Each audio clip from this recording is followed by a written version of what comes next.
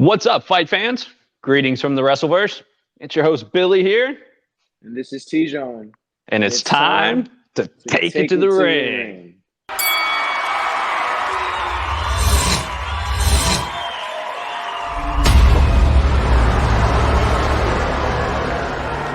All right, so on this episode of WrestleCap, we're going to be reviewing WWE Raw. Yeah, man, we were treated with another night of extreme entertainment and suffocating suspense since Royal Rumble is literally right around the corner. It was a great hype episode, man. We got to see a lot of new information, big hype for the upcoming Royal Rumble. I'm excited.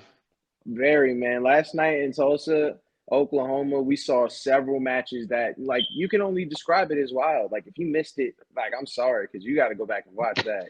Yeah. It's crazy.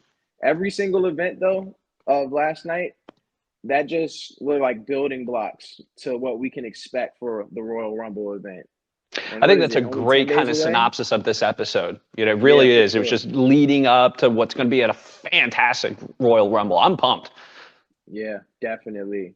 So it started out with an electrifying tag team match against Becky Lynch and Doudrop, you know, their future opponents for her belt.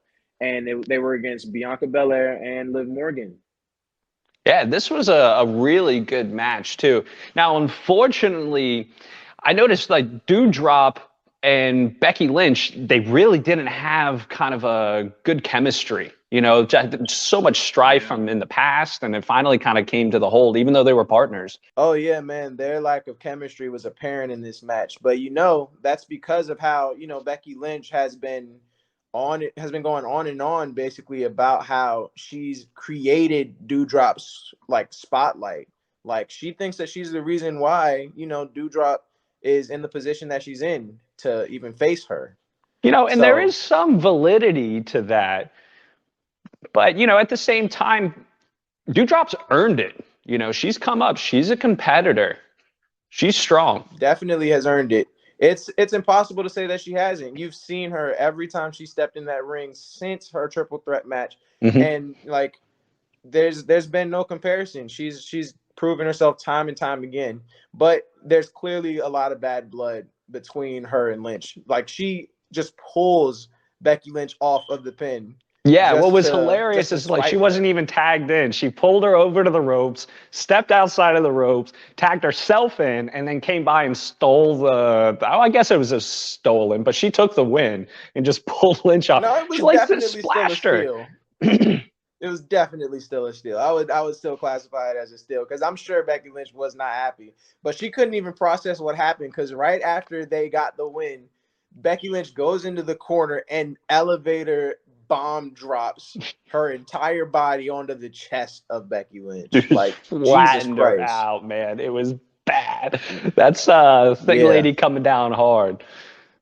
Yeah, especially when you're not expecting it and you're already kind of semi-unconscious. That's a rude awakening. But it seems like, you know, she has to be starting to regret her like interference and getting Doudrop that title shot because it's definitely not going to be as easy as she thought it was going to be. Yeah, Becky's definitely rethinking her strategy on kind of putting Doudrop into that position.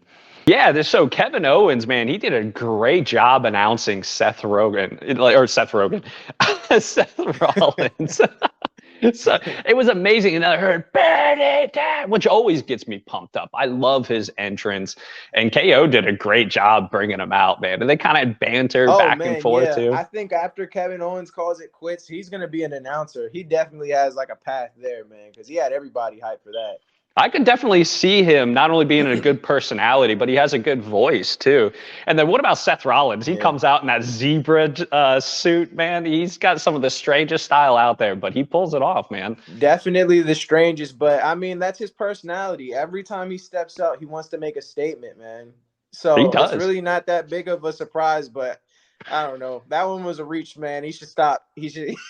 Like I like the fur coat thing that he had last time we saw him out. Like when he was on SmackDown. Like I loved the fur coat. Like wait, he reminds me of like Cruella DeVille when he puts on the fur coats and stuff. Like he's just went and found a bunch of Dalmatians or something. Right. Like, oh my God, his style is different. But I mean, that's why we love him, man. It makes us watch him. So, I guess keep doing your thing. Yeah. But for most of that segment, like, they just were stroking each other's egos, like really hyping each other up. Seth Rollins has that big match against Roman Reigns, and he's like claiming he's gonna do away with him. He even said that he was gonna like put Bobby Lashley away too.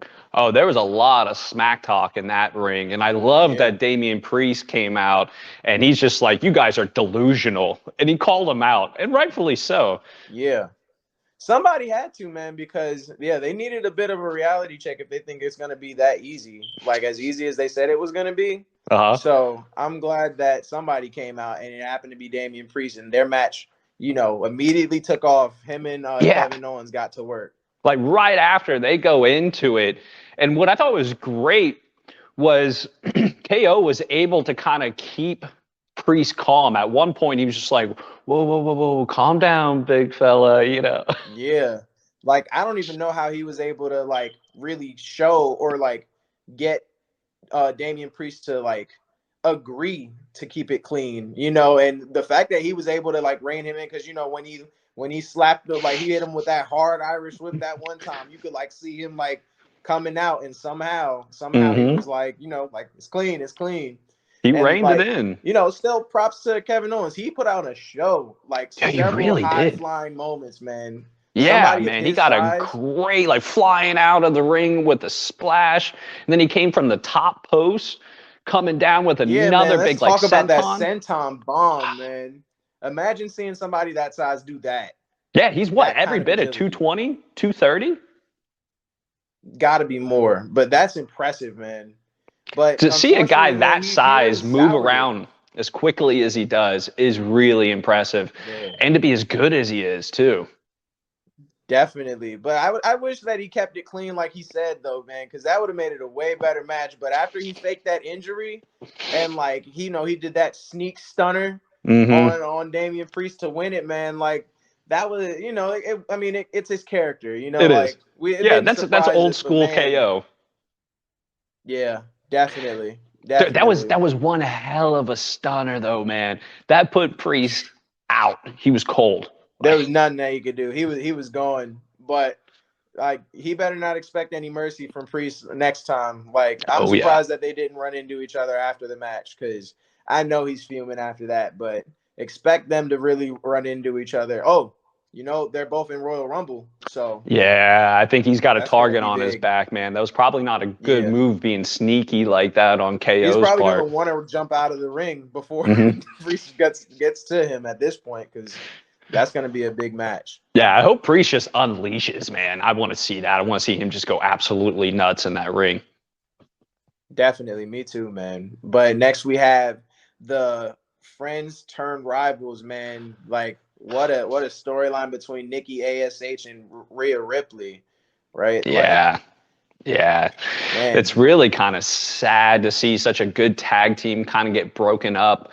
And then they were kind of out in the center of the ring, and you could see like Rhea Ripley's face. She was just really upset and kind of crying. And then Queen Zelina and Carmella, they come out. Yeah. They just start running their mouth. Really started poking the bears, really stoking that fire between the two. Like, they're not already mad at each other enough. But then they went and like revealed a conversation that they were having about Nikki to Rhea Ripley about ditching Nikki. Like, that was a huge development, because it really did kind of come out of left field. We expected them to really stay tag team partners, and then all of a sudden, Rhea Ripley's talking about how she wants to go her own way. Yeah, she really thought that she was carrying that team. But, Nikki Ash, she showed up and made it very clear she may be small, but she's not a lightweight, man. She's a competitor. She ended up attacking her from behind and just beating the hell out of her again. Just like last week. Literally, just like last week, beat the brakes off of Rhea Ripley before the bell even rang. There was the fight didn't even really happen. We just saw a complete beat down, and she just made the statement that she came to make. She wanted, and I to love how show she kind Rhea of Ripley. walks off, and she has this sinister like smile, like, Yeah, I'm a superhero, but I'm not soft. I'll beat that ass. Definitely. But yeah, because I mean, we're kind of starting to see a heel turn a little bit on Nikki a little bit, because I mean, she's been done dirty, so she kind of has this chip on her shoulder. Like, she is not the weak link that everybody thought that she was. Rhea Ripley may be bigger and stronger, but Nikki is not one to be trifled with. Yeah, I agree. She just had a couple bad weeks, and it shouldn't have been held against her. And I think Ripley jumped to conclusions, and here we are. Great tag team is broken up. But I'm ready to see them face off. I want to see it. Yeah, I think it's going to be a good one. Oh, yeah, I want to see an actual match between the two. One where Nikki can't get some, like, quick, cheap shots first, because then we'll be able to actually see what they have going on. Like, that'll be an interesting, like, fight to see.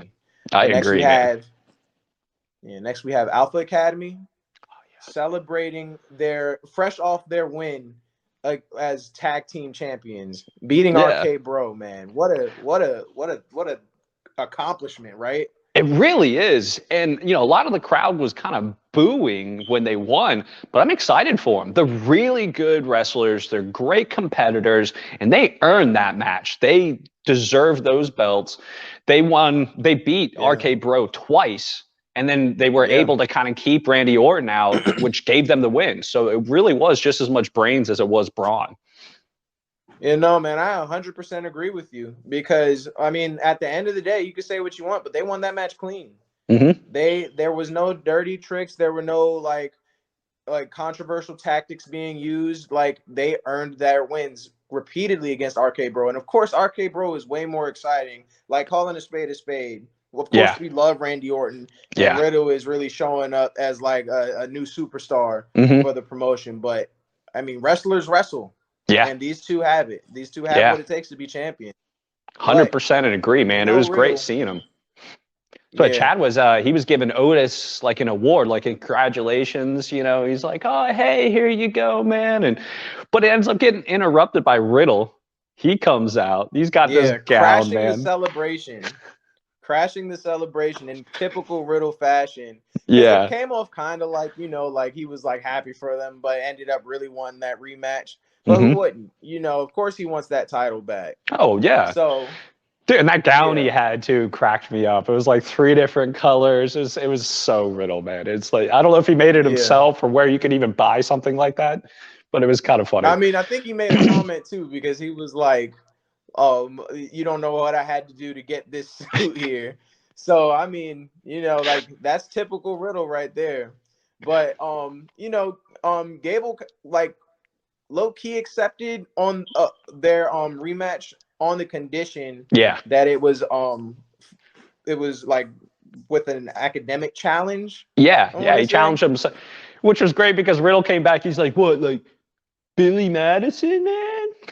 Which kind of cracked me up. But even then, he seemed way more confident than Gable's partner Otis. Man, Otis looked like he was about to crap his pants in that ring. He looked like, I didn't sign up for that. Like, yeah, he definitely seems like the type that drank his way through college academic scholarship more than he's definitely the brawn, not really brains. Definite brawn, no brains. Yeah. But then how about somehow Randy Orton was able to sneak around the ring undetected and then RKO Dan Gable. I mean, not Dan Gable. Chad Gable. Chad Gable. Yeah. Which was great. I loved it. All the stuff all over the ring, and just gets slammed down. And he's like, okay, I'll accept it. And then he accepts it. So that's going to be a fun thing to watch, because, I mean, what really is an academic challenge in the WWE? Yeah. Nobody's going to want to see that. There's going to be a fight. So I'm excited to see what exactly that's going to turn out to be. Or what even they're going to talk about. Let's, we'll see. Yeah. What are these academics? Like, that's really like the question. So that's going to be interesting. But next we have that budding rivalry too with Austin Theory and Finn Balor. Yeah. They've got this is their second or third match? Yeah, this is their second match technically, but Finn Balor actually beat Austin Theory in their first matchup. But, Austin Theory didn't take lightly to it. and beat the crap out of him, like severely injured Finn Balor and took him out for weeks. Like, this is our first time seeing him after their first matchup. Yeah, even throughout this whole match, there's a couple times where he was holding his ribs. But then backstage, Vince McMahon was kind of talking to Austin Theory, and he told him, he's like, you better beat Finn and beat him bad, or I'm going to hurt you. He was talking like breaking bones and gouging eyes. It was pretty twisted. Yeah, he said that he was going to, like, the threats that he was giving Austin Theory, he better have shown up the way that he did. But who better to motivate you with threats than Vince McMahon himself? And I mean, that shows how much he cares for Austin Theory, because, you know, that's his pupil right now. Oh, so for sure. It was tough love. He was like, you better do it, or I'm going to beat the crap out of you. That's an understatement. That's some crazy tough love right there. But it worked. It worked. Yeah, it did, man. It was kind of a really quick match. But, I mean, Theory, dude, he showed up. Yeah. Theory really, like, put the hurt on Finn Balor with several ATL finishers. When the first one was he only needed one to put him out. Only needed one. And then the second time really was standing over him, beating the brakes off of him, picking him up, and hitting him with another one to make sure that he knew, like, who the alpha was between them. Oh, he definitely showed up, man. And it's great seeing Austin Theory, such a young guy. And it's deceiving how big he is until he gets in that ring and he just starts manhandling guys. And he's quick and he's strong. Yeah. He's an up and comer. You know, definitely somebody to keep an eye on. We got to be more receptive as fans, man. We got to start welcoming these guys because, he's a baby face and we don't really know much about him. But when he stands in that ring, man, he makes it known. He's meant to be there. He is not one that's just going to go quietly or blend in with the crowd or, like, be somebody that, you know, we see every now and then. No, he's making strides. So we need in a big way. That selfie stuff was kind of annoying, but it seems like he's trying to get away from that and really just make his name by beating the crap out of people, which is what you should be doing as a wrestler, you know? Exactly. I think that if he's going to do the selfie thing, it has to be with, like, some real decisive wins, almost like what he did to Balor. But seeing that every time is just, you know, that's a gimmick that we could kind of, like, live without, honestly. Yeah. Well, you know, Finn, he really wasn't feeling it. He was holding his ribs. He's still hurt. He missed a couple, like, coup de grace. But it was really funny. He's like, right at the very end when Austin Theory's walking out, he kind of, like, kicks dirt on him like a cat. You know, it's like, lightweight, man. Yeah, no, he's going to have to come back from that. But, you know, I think he needs to take his time and actually heal. You know, fighters, man, they're not real thinkers when it comes to their body. All they know is to fight. So, you know, it's going to take somebody to really, like, step in and be like, come on, man, like, we want you back 100%. So take your time. Take your time, Finn. Really, because it was sad to see him miss the coup de grace, like, twice, you know. Yeah, especially as dominant as he's been, like, in the past. Like, we want that old Balor back, man. So take your time. Get back to you.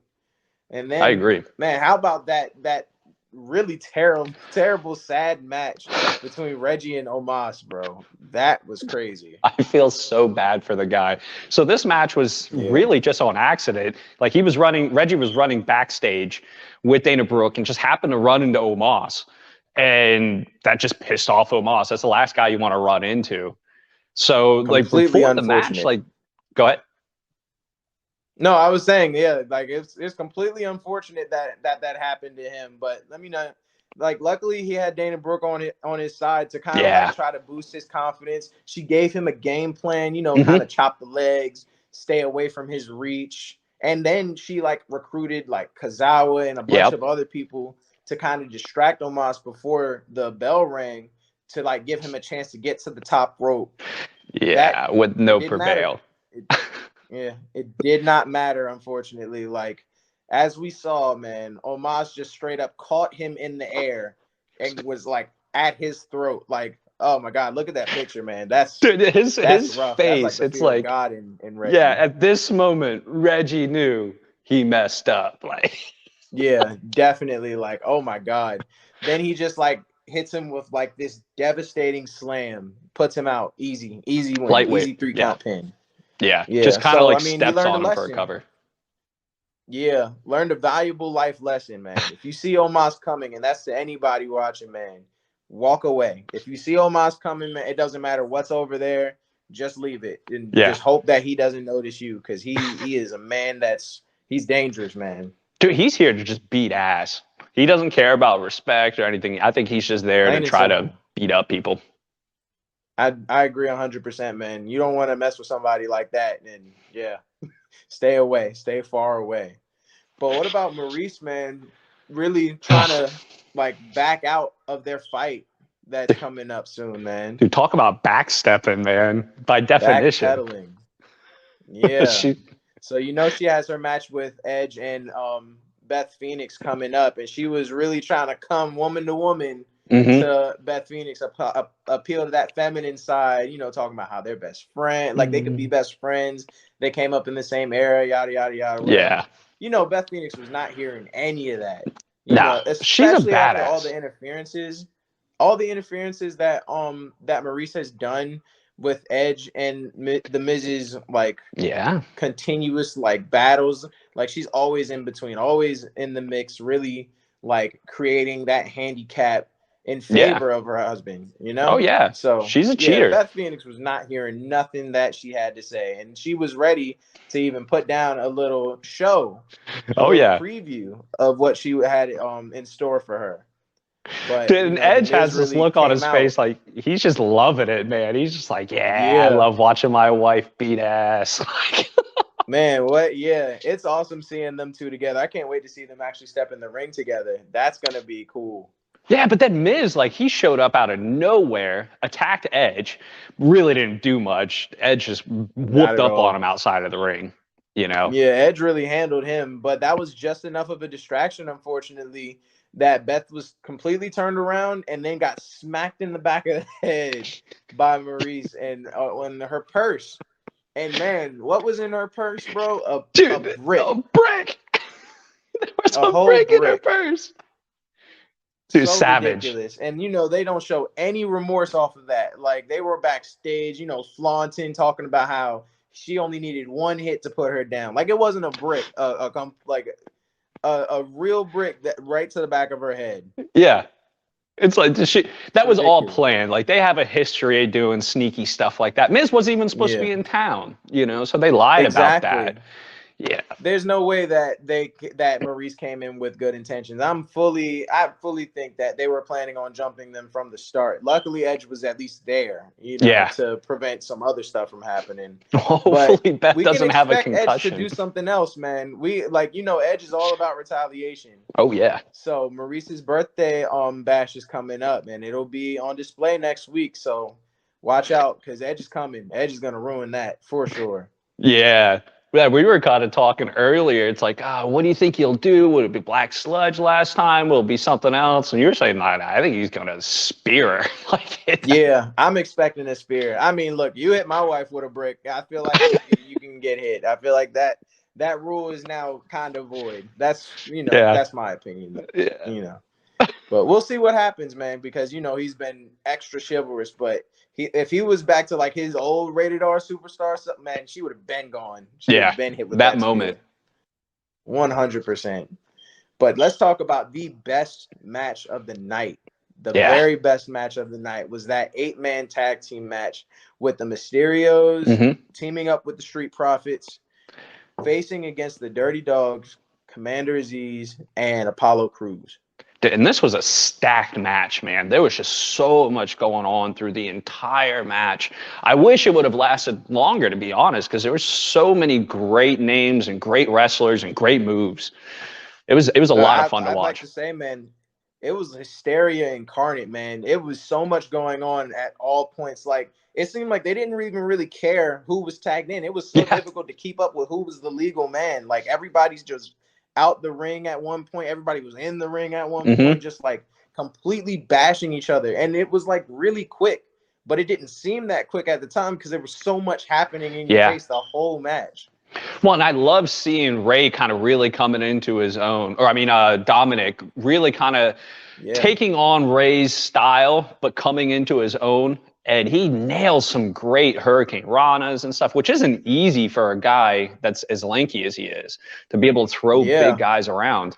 And it's just really neat to see how far he's coming. I'm really excited to see what he has for us in the future, man. He's another big up and comer. If he keeps this up, like Rey Mysterio can really like be confident in him passing the torch at some point, because I mean that's his son and he's every bit of his son, and you can see the agility, and he like I think Rey Mysterio got started at a really young age, if I'm remembering correctly, and I mean that's just like him. He has another protege.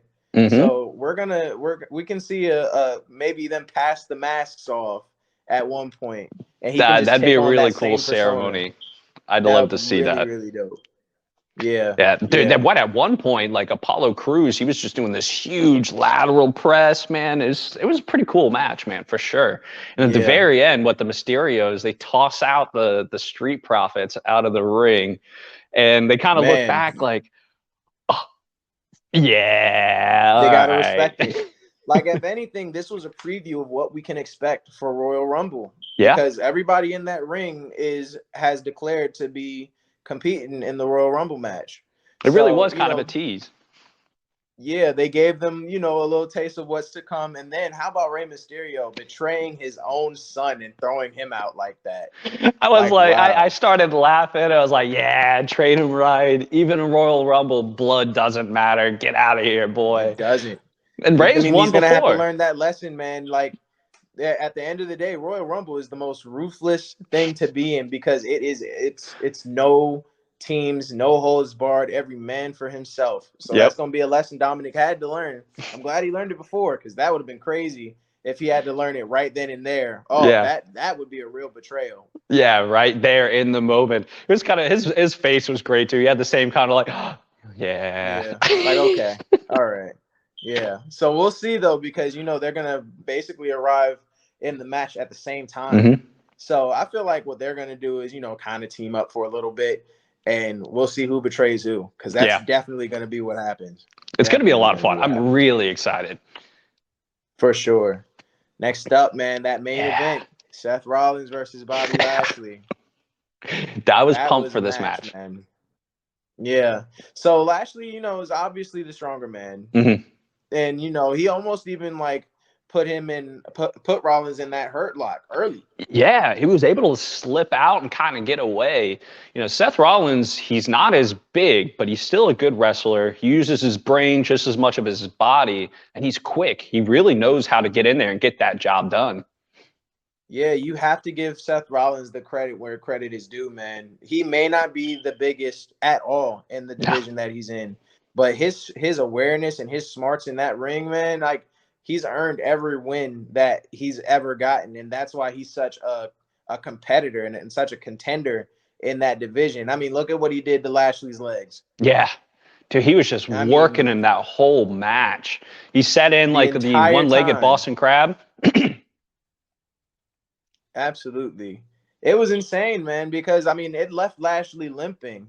Like, they have huge matches coming up, and you would think that they would kind of take it easy, and just use this kind of as a momentum to get to their big matches against, like, their toughest, like, challenges in their careers. But that was not the case, and they were really coming for blood, man. Really, it did start off kind of slow, but they shook that off and kind of went at it. At one point, like Seth Rollins, he jumped out of the ring, I think twice, and then got caught. And some great aerials from Seth. Yeah, definitely, really showcasing like that agility. I mean, he's the smaller guy, so he's gotta pull out some tricks, man. But I mean, it was annoying, but luckily, we got some interferences that ended that match, man. Like, we had the Hurt Locker show up. Pull Bobby Lashley out of the ring. They still have strife with him. I think it's because, Bob just kind of gaffed him off. Like, no, there is no more Hurt Locker. It's just the Almighty. And they felt offended. And this is the second time they tried to attack him. And the second time Bobby whooped up on him.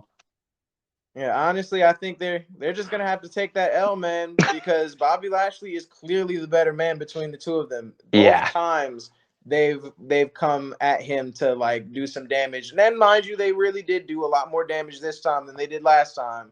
But it wasn't enough. And like, we saw Bobby Lashley really put the hurt down again on both of them. Yeah. Well, it was also towards the end of the match. So they caught him a bit winded, a bit tired.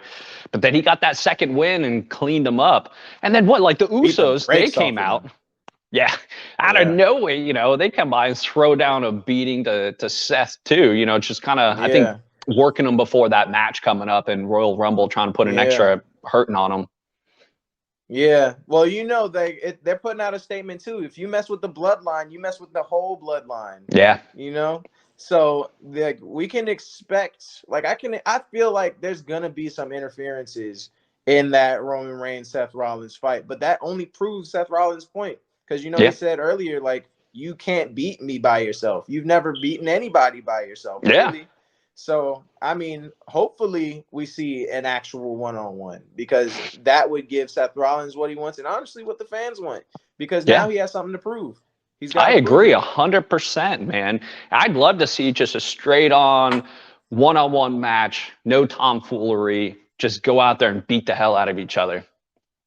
Yeah, especially if, I mean, he just beat like the record, like Brock Lesnar's like longest record for like having the Universal Championship. So if you really are the GOAT, it's time to prove it, Roman. It's time to prove it.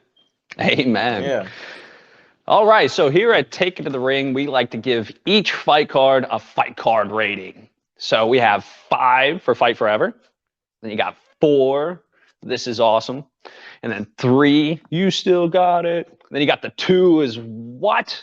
And then 1, worst of all, boring. Don't even bother watching it. We're way more entertaining. We'll give you a better recap. So what would you give this episode? I mean, I would honestly give last night's event a solid 3 stars. Yeah, same. And we're on the same page. Yeah, honestly, I mean, it was just because that 8-man tag team match really overshadowed the main event. And if you have a fight that overshadows your main event, I feel like you gotta take off a star. Other than that, though, it was an amazing performance to lead up to Royal Rumble.